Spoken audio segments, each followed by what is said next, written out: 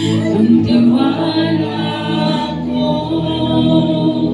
ang kamatayan ay kalwalhatian ko. Sa bawat tagumpay ay sasabihin ko, aking lakas at pag-asa kay Kristo lang. Isa pa nga po, kay Kristo lang. Kay Kristo lang ang tiwala ko, ang kamatayan ay kalwalhatian ko. Sa bawat tagumpay ay sasabihin